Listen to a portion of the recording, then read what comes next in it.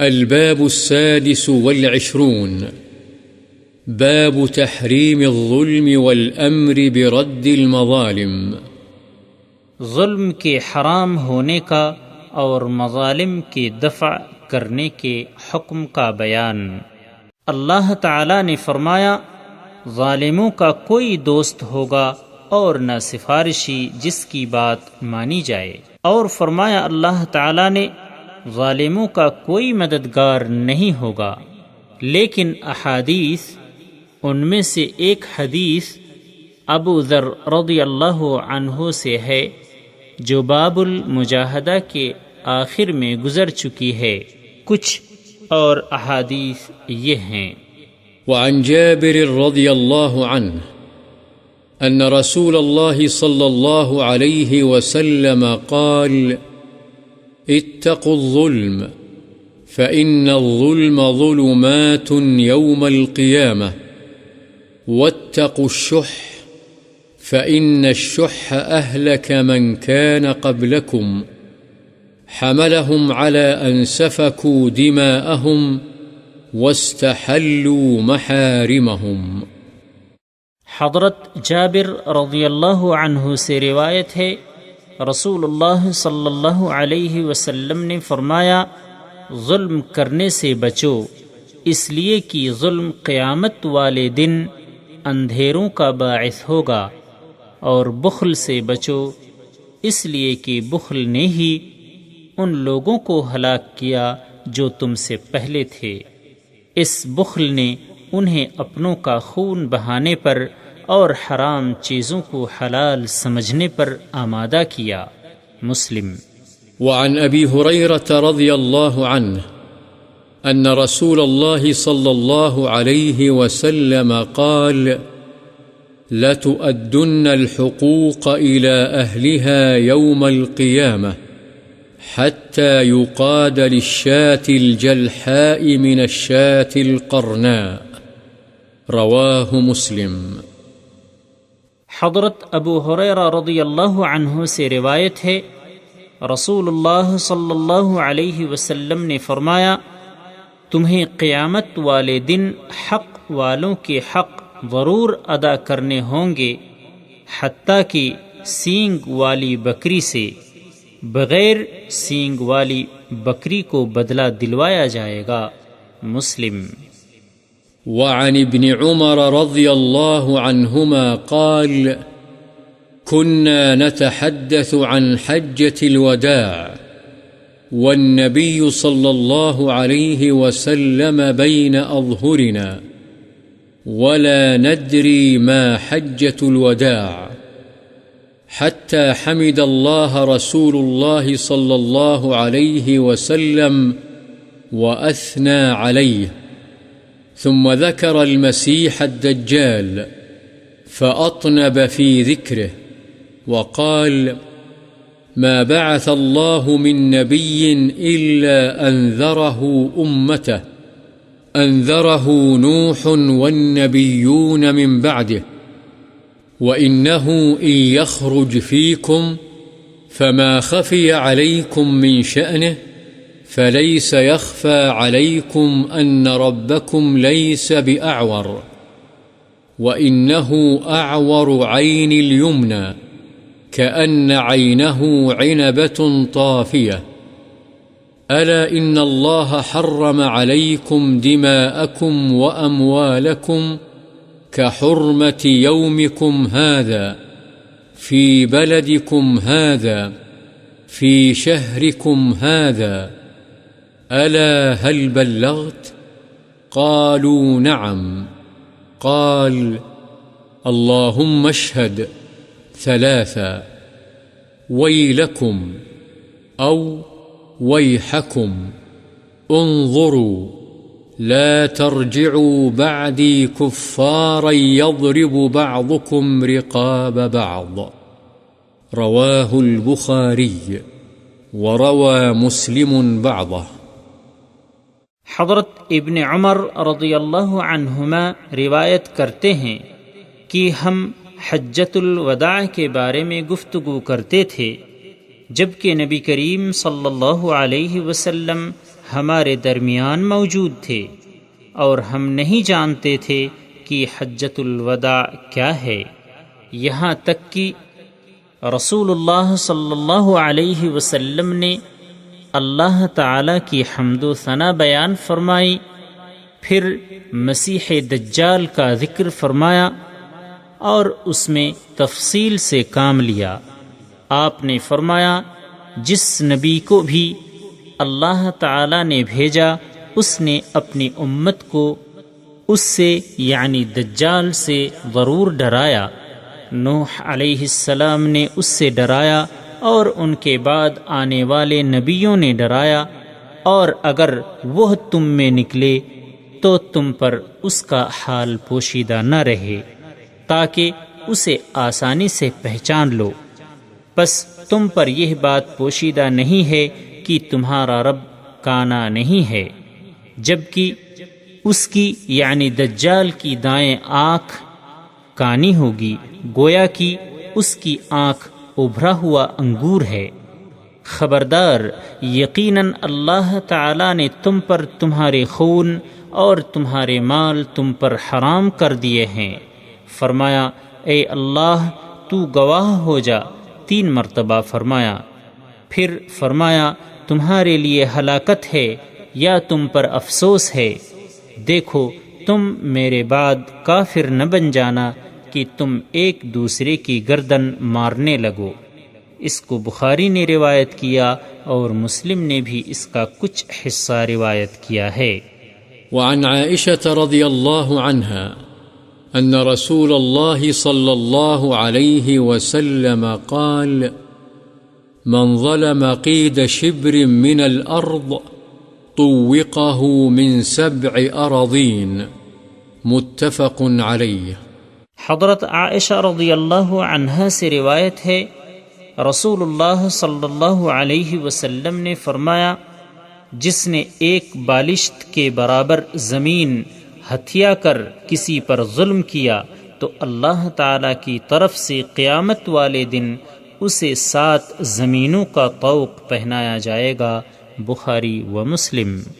وعن ابی موسیٰ رضی اللہ عنہ قال قال رسول الله صلى الله عليه وسلم إن الله ليملي للظالم فإذا أخذه لم يفلت، ثم قرأ وكذلك أخذ ربك إذا أخذ القرى وهي ظالمة إن أخذه أليم شديد، وكذلك أخذ ربك إذا أخذ القرى وهي ظالمة إن أخذه أليم شديد، متفق عليه۔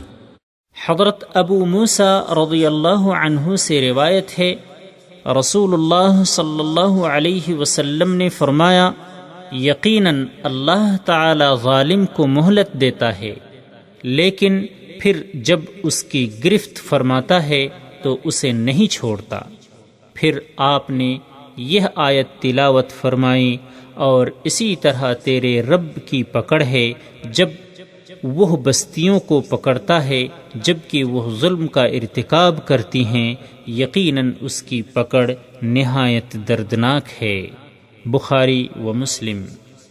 وعن معاذ رضی اللہ عنہ قال بعثني رسول الله صلى الله عليه وسلم فقال إنك تأتي قوما من أهل الكتاب فادعهم إلى شهادة أن لا إله إلا الله وأني رسول الله، فإنهم أطاعوا لذلك فأعلمهم أن الله قد افترض عليهم 5 صلوات في كل يوم وليلة، فإنهم أطاعوا لذلك فأعلمهم أن الله قد افترض عليهم صدقة تؤخذ من أغنيائهم فترد على فقرائهم، فإنهم أطاعوا لذلك فإياك وكرائم أموالهم واتق دعوة المظلوم فإنه ليس بينها وبين الله حجاب متفق عليه۔ حضرت معاذ رضی اللہ عنہ روایت کرتے ہیں کہ مجھے رسول اللہ صلی اللہ علیہ وسلم نے یمن کے علاقے میں بھیجا تو فرمایا تم ایسے لوگوں کے پاس جا رہے ہو جو اہل کتاب سے ہیں، پس تم سب سے پہلے ان کو اس بات کی دعوت دینا کہ وہ لا الہ الا اللہ اور محمد الرسول اللہ کا اقرار کر لیں۔ اگر وہ یہ بات مان لیں تو پھر ان کو بتلانا کہ اللہ نے ان پر رات اور دن میں 5 نمازیں فرض کی ہیں۔ اگر وہ اس کو بھی مان لیں تو پھر ان کو بتلانا کہ اللہ تعالیٰ نے ان پر زکوٰۃ فرض کی ہے جو ان کے مالداروں سے لی جائے گی اور ان کے فقراء پر تقسیم کر دی جائے گی۔ بس اگر وہ اس کو مان لیں تو زکوٰۃ وصول کرتے وقت ان کے عمدہ مال لینے سے اجتناب کرنا اور مظلوم کی بددعا سے بچنا، اس لیے کہ اس کی بددعا اور اللہ کے درمیان کوئی رکاوٹ نہیں، یعنی وہ فوراً مقبول ہو جاتی ہے، رد نہیں ہوتی۔ بخاری و مسلم۔ وعن أبي حميد عبد الرحمن بن سعد الساعدي رضي الله عنه قال استعمل النبي صلى الله عليه وسلم رجلا من الأزد يقال له ابن اللتبية على الصدقة، فلما قدم قال هذا لكم وهذا أهدي إلي، فقام رسول الله صلى الله عليه وسلم على المنبر فحمد الله وأثنى عليه ثم قال أما بعد فإني أستعمل الرجل منكم على العمل مما ولاني الله، فيأتي فيقول هذا لكم وهذا هدية أهديت إلي، أفلا جلس في بيت أبيه أو أمه حتى تأتيه هديته إن كان صادقا؟ والله لا يأخذ أحد منكم شيئا بغير حقه إلا لقي الله تعالى يحمله يوم القيامة، فلا أعرفن أحدا منكم لقي الله يحمل بعيرا له رغاء أو بقرة لها خوار أو شاة تيعر، ثم رفع يديه حتى رؤي بياض إبطيه فقال اللهم هل بلغت؟ متفق عليه۔ حضرت ابو حمید عبد الرحمن بن سعد ساعدی رضی اللہ عنہ سے روایت ہے کہ رسول اللہ صلی اللہ علیہ وسلم نے ازد قبیلے کے ایک آدمی کو جسے ابن لتبیہ کہا جاتا تھا زکوٰۃ کی وصولی کے لیے عامل مقرر فرمایا۔ پس جب وہ زکوٰۃ وصول کر کے واپس آیا تو کہنے لگا یہ تمہارے لیے ہے، یعنی بیت المال کا حق ہے، اور یہ مجھے ہدیے میں ملی ہوئی چیزیں ہیں۔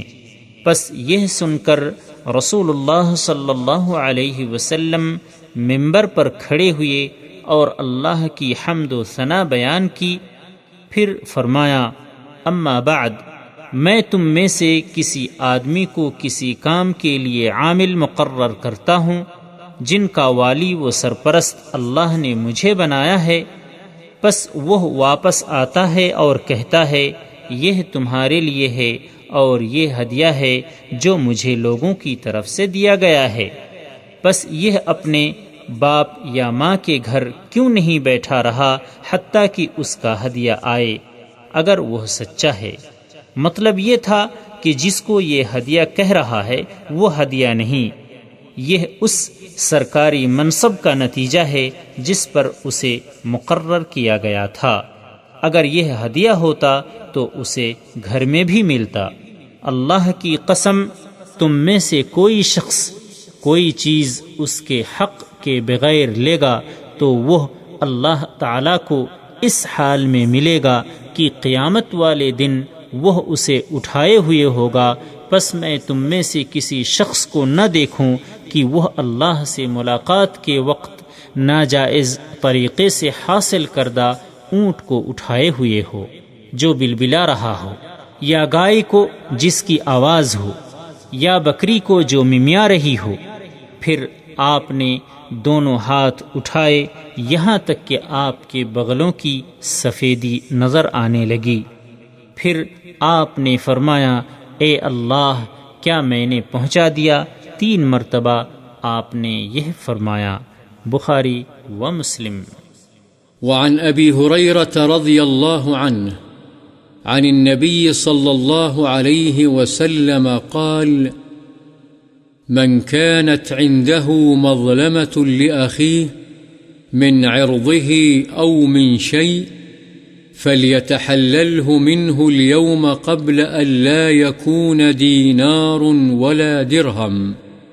إن كان له عمل صالح أخذ منه بقدر مظلمته، وإن لم يكن له حسنات أخذ من سيئات صاحبه فحمل عليه. رواه البخاري۔ حضرت ابو ہریرہ رضی اللہ عنہ سے روایت ہے، نبی کریم صلی اللہ علیہ وسلم نے فرمایا، جس آدمی پر بھی اپنے دوسرے مسلمان بھائی کا اس کی عزت و آبرو سے متعلق یا کسی اور چیز سے متعلق کوئی حق ہو، یعنی اس کی بے عزتی کر کے یا کوئی اور زیادتی کر کے اس پر ظلم کیا ہو، تو اس کو چاہیے کہ آج ہی دنیا میں اس کا ازالہ کر کے اس حق سے عہدہ برآ ہو جائے، قبل اس کے کہ وہ دن آ جائے جس میں ازالے کے لیے کسی کے پاس دینار و درہم نہیں ہوں گے۔ اور وہاں ازالے کی صورت پھر یہ ہوگی کہ اگر اس کے پاس عمل صالح ہوں گے تو وہ اس کے ظلم کے بقدر لے لیے جائیں گے اور مظلومین میں تقسیم کر دیے جائیں گے، اور اگر اس کے پاس نیکیاں نہیں ہوں گی تو اس کے ساتھی یعنی صاحب حق کی برائیاں لے کر اس پر لاد دی جائیں گی۔ بخاری۔ وعن عبد الله بن عمرو بن العاص رضي الله عنهما عن النبي صلى الله عليه وسلم قال: المسلم من سلم المسلمون من لسانه ويده، والمهاجر من هجر ما نهى الله عنه. متفق عليه۔ حضرت عبداللہ بن عمرو بن عاص رضی اللہ عنہما سے روایت ہے، نبی کریم صلی اللہ علیہ وسلم نے فرمایا، مسلمان وہ ہے جس کی زبان اور ہاتھ سے دوسرے مسلمان محفوظ رہیں، اور مہاجر وہ ہے جو اللہ کی منع کردہ چیزوں کو چھوڑ دے۔ بخاری و مسلم۔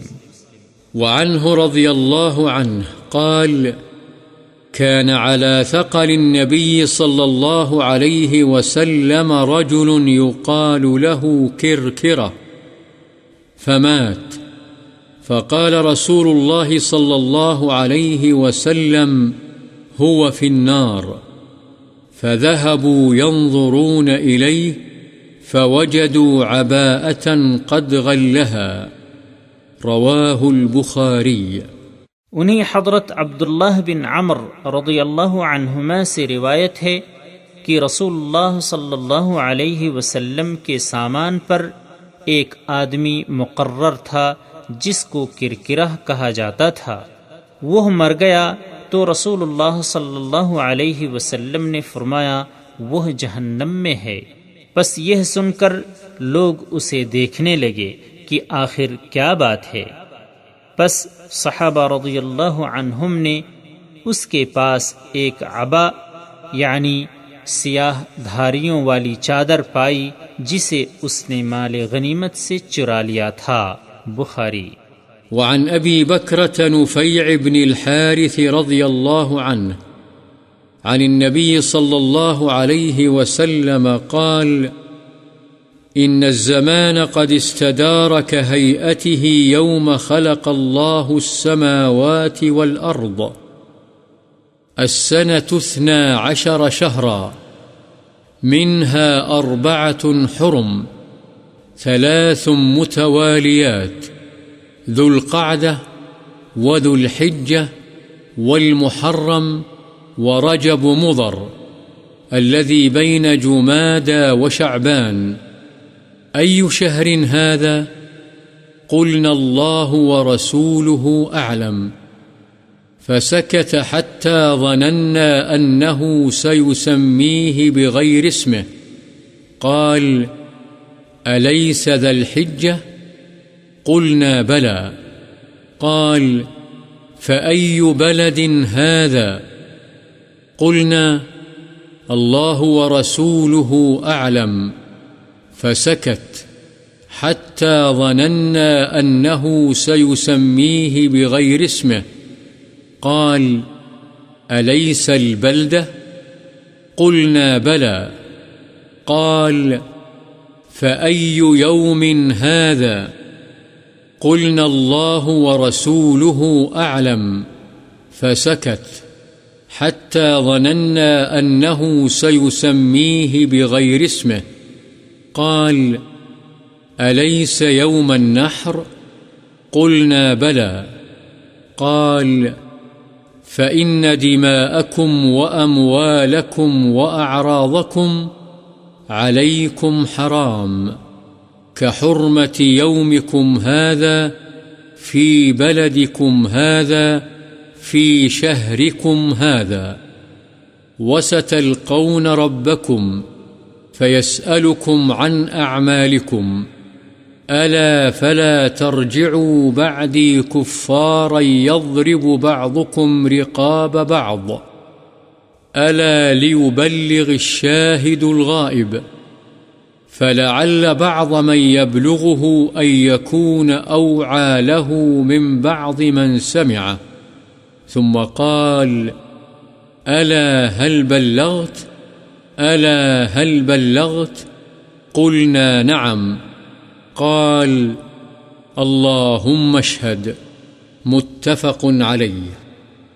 حضرت ابو بکرہ نفیع بن حارث رضی اللہ عنہ سے روایت ہے، نبی صلی اللہ علیہ وسلم نے فرمایا: بے شک زمانہ گھوم گیا ہے اپنی اسی حالت پر جس میں اللہ نے آسمانوں اور زمین کو پیدا کیا تھا، یعنی روز آفرینش سے جس طرح سال اور مہینے تھے، اب پھر وہی ہیئت قدیمہ لوٹ آئی ہے، اور مشرکین عرب اپنی طرف سے جو مہینوں میں تقدیم و تأخیر کر لیا کرتے تھے، جسے وہ نسی کہا کرتے تھے، اب اسے ختم کر دیا گیا ہے۔ سال کے 12 مہینے ہیں، ان میں سے 4 حرمت والے ہیں، 3 پے در پے، ذو القعدہ، ذو الحجہ، محرم، اور چوتھا مضر قبیلے کا رجب جو جمادی الثانیہ اور شعبان کے درمیان ہے۔ پھر آپ نے پوچھا، یہ کون سا مہینہ ہے؟ ہم نے کہا، اللہ اور اس کے رسول زیادہ بہتر جانتے ہیں۔ آپ خاموش رہے یہاں تک کہ ہم نے گمان کیا کہ آپ اس کے نام کے علاوہ اور نام سے اسے پکاریں گے۔ آپ نے فرمایا، کیا یہ ذو الحجہ نہیں ہے؟ ہم نے کہا، کیوں نہیں؟ آپ نے پوچھا، یہ شہر کون سا ہے؟ ہم نے کہا، اللہ اور اس کا رسول بہتر جانتے ہیں۔ بس آپ خاموش رہے حتیٰ کہ ہم نے گمان کیا کہ اس کے نام کے علاوہ کسی اور نام سے اسے پکاریں گے۔ آپ نے فرمایا، کیا یہ شہر مکہ نہیں ہے؟ ہم نے کہا، کیوں نہیں؟ آپ نے پھر پوچھا، یہ دن کون سا ہے؟ ہم نے کہا، اللہ اور اس کا رسول زیادہ بہتر جانتے ہیں۔ پس آپ خاموش رہے یہاں تک کہ ہم نے گمان کیا کہ آپ اس کے نام کے علاوہ کسی اور نام سے اسے پکاریں گے۔ پس آپ نے پوچھا کیا یہ قربانی کا دن 10 ذوالحجہ نہیں ہے؟ ہم نے کہا کیوں نہیں؟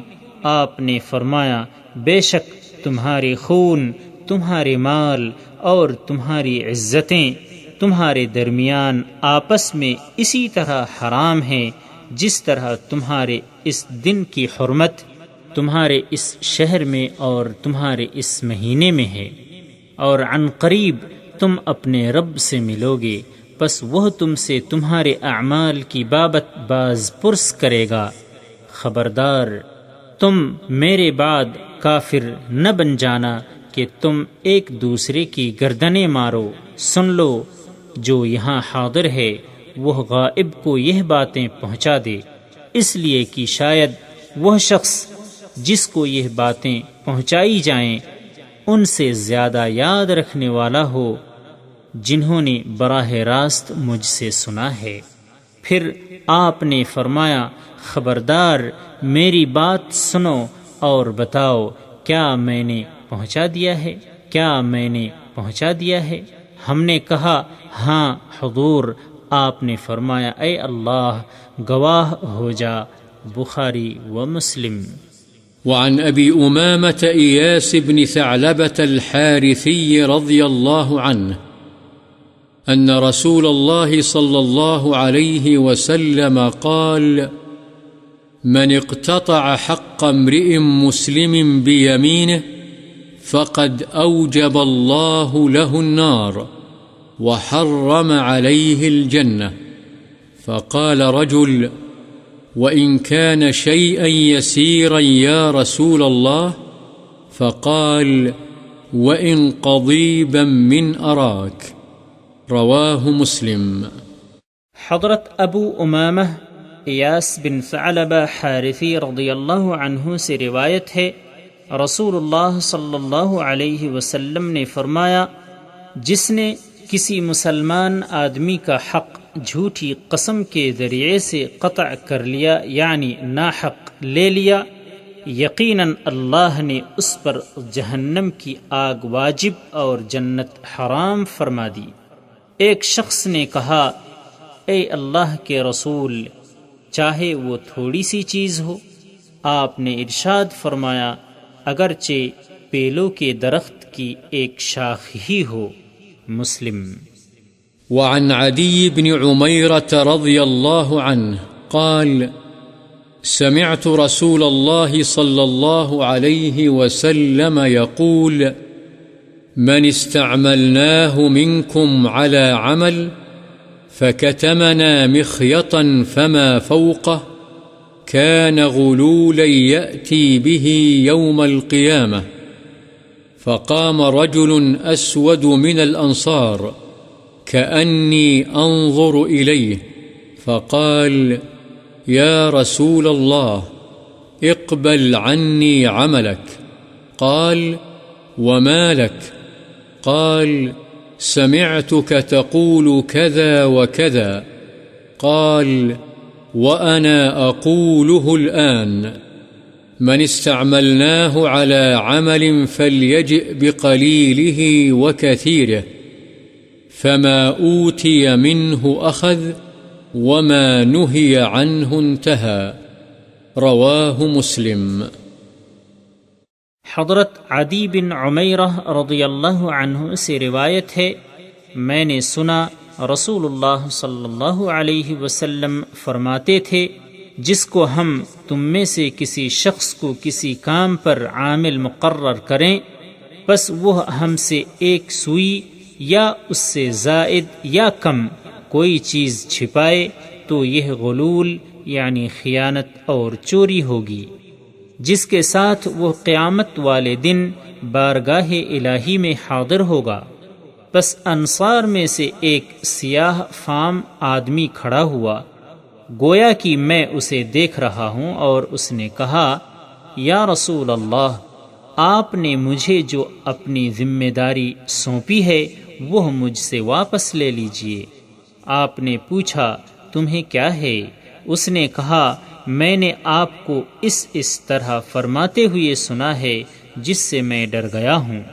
آپ نے فرمایا میں اب بھی یہی کہتا ہوں کہ ہم جس کو کسی کام پر مقرر کریں تو اس کو چاہیے کہ جو بھی کم یا زیادہ اسے ملے وہ ہمارے پاس لائے، پس اس میں سے جو اسے دیا جائے وہ لے لے، اور جس سے اس کو روک دیا جائے اس سے وہ باز رہے۔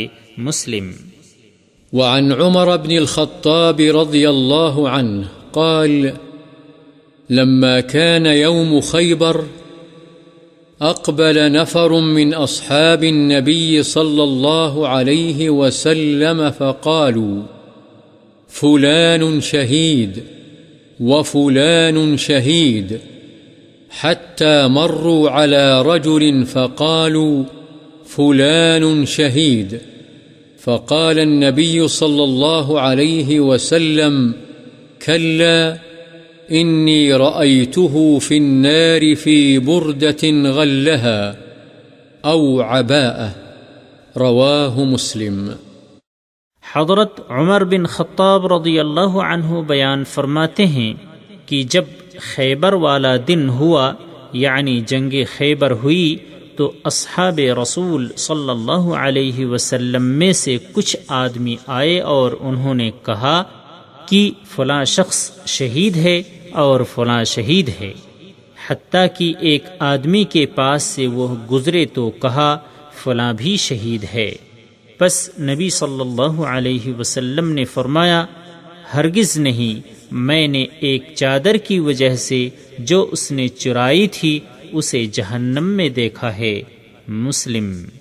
وعن أبي قتادة الحارث بن ربعي رضي الله عنه عن رسول الله صلى الله عليه وسلم أنه قام فيهم فذكر لهم أن الجهاد في سبيل الله والإيمان بالله أفضل الأعمال، فقام رجل فقال يا رسول الله أرأيت إن قتلت في سبيل الله تكفر عني خطاياي؟ فقال له رسول الله صلى الله عليه وسلم نعم إن قتلت في سبيل الله وأنت صابر محتسب مقبل غير مدبر، ثم قال رسول الله صلى الله عليه وسلم كيف قلت؟ قال أرأيت إن قتلت في سبيل الله أتكفر عني خطاياي؟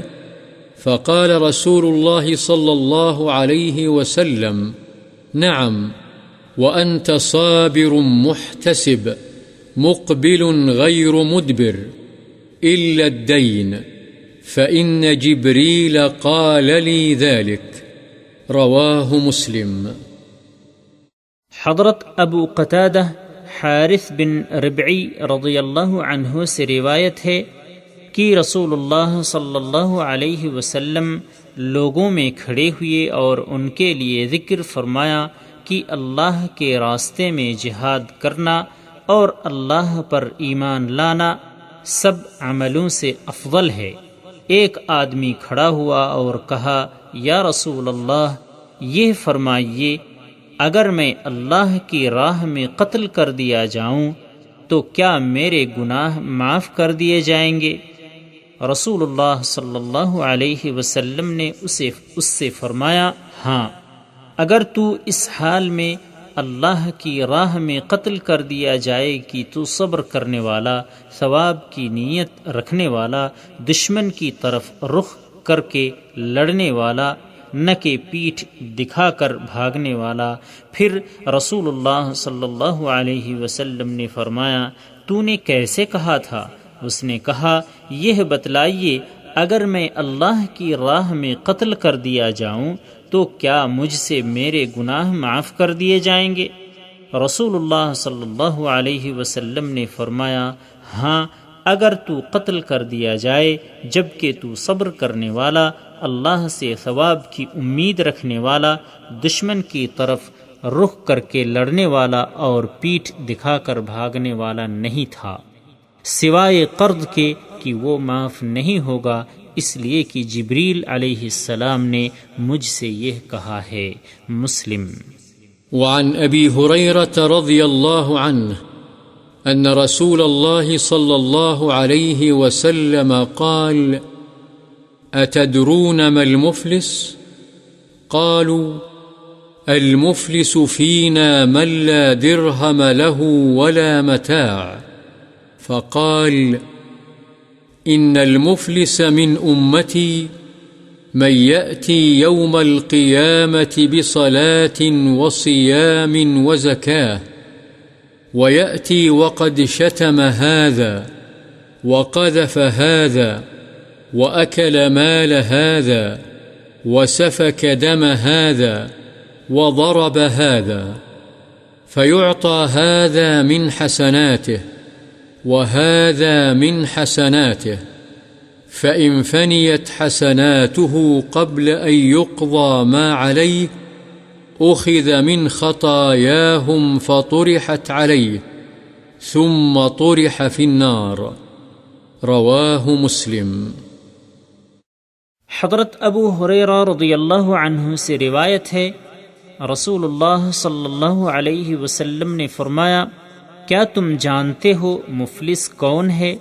صحابہ رضی اللہ عنہم نے عرض کیا، ہم میں مفلس وہ شخص ہے جس کے پاس درہم ہوں اور نہ سامان۔ آپ نے فرمایا، نہیں، بلکہ میری امت میں سے مفلس وہ شخص ہے جو قیامت والے دن نماز، روزے اور زکوٰۃ کے ساتھ آئے گا، لیکن اس کے ساتھ ساتھ وہ اس حال میں آئے گا، کسی کو اس نے گالی دی ہوگی، کسی پر بہتان تراشی کی ہوگی، کسی کا مال کھایا ہوگا، کسی کا خون بہایا ہوگا اور کسی کو مارا پیٹا ہوگا، پس ان کو یعنی تمام مظلومین کو اس کی نیکیاں دے دی جائیں گی تاکہ ان پر کیے گئے ظلم کی تلافی ہو جائے۔ پس اگر اس کی نیکیاں ختم ہو گئیں قبل اس کے کہ اس کے ذمے دوسروں کے حقوق باقی ہوں تو ان کے گناہ لے کر اس پر ڈال دیے جائیں گے، پھر اسے جہنم میں پھینک دیا جائے گا، کیونکہ نیکیوں سے اس کا دامن بالکل خالی ہو جائے گا۔ مسلم۔ وعن سلمة رضي الله عنها أن رسول الله صلى الله عليه وسلم قال: إنما أنا بشر وإنكم تختصمون إلي، ولعل بعضكم أن يكون ألحن بحجته من بعض، فأقضي له بنحو ما أسمع، فمن قضيت له بحق أخيه فإنما أقطع له قطعة من النار۔ متفق عليه۔ ألحن أي أعلم۔ حضرت سلمہ رضی اللہ عنہا سے روایت ہے، رسول اللہ صلی اللہ علیہ وسلم نے فرمایا، بے شک میں ایک انسان ہی ہوں اور تم میرے پاس جھگڑے لے کر آتے ہو تاکہ میں فیصلہ کروں، اور شاید تم میں سے بعض آدمی اپنی دلیل پیش کرنے میں دوسرے فریق سے زیادہ تیز اور چرب زبان ہو، پس میں جو کچھ سنوں اور اس سے جس نتیجے پر پہنچوں اس کے مطابق اس کے حق میں فیصلہ کر دوں، درا حالی کہ وہ حق پر نہ ہو، پس جس شخص کے لیے میں اس کے بھائی کے حق کا فیصلہ کر دوں تو دراصل یہ میں اس کے لیے جہنم کی آگ کا ایک ٹکڑا کاٹ کر دے رہا ہوں۔ بخاری و مسلم۔ وعن ابن عمر رضي الله عنهما قال: قال رسول الله صلى الله عليه وسلم: لن يزال المؤمن في فسحة من دينه ما لم يصب دما حراما۔ رواه البخاري۔ حضرت ابن عمر رضی اللہ عنہما سے روایت ہے، رسول اللہ صلی اللہ علیہ وسلم نے فرمایا، مومن ہمیشہ اپنے دین کے بارے میں کشادگی میں رہتا ہے جب تک وہ حرام خون بہانے کا ارتکاب نہ کرے۔ بخاری۔ وعن خولة بنت عامر الأنصارية وهي امرأة حمزة رضي الله عنها قالت: سمعت رسول الله صلى الله عليه وسلم يقول: إن رجالا يتخوضون في مال الله بغير حق فلهم النار يوم القيامة. رواه البخاري۔ حضرت خولہ بنت عامر انصاریہ رضی اللہ عنہا سے روایت ہے، اور یہ حضرت حمزہ رضی اللہ عنہ کی اہلیہ ہیں۔ وہ فرماتی ہیں کہ میں نے رسول اللہ صلی اللہ علیہ وسلم کو فرماتے ہوئے سنا کہ کچھ لوگ اللہ کے مال یعنی بیت المال میں ناجائز تصرف کرتے ہیں، پس ایسے لوگوں کے لیے قیامت والے دن جہنم کی آگ ہے۔ بخاری۔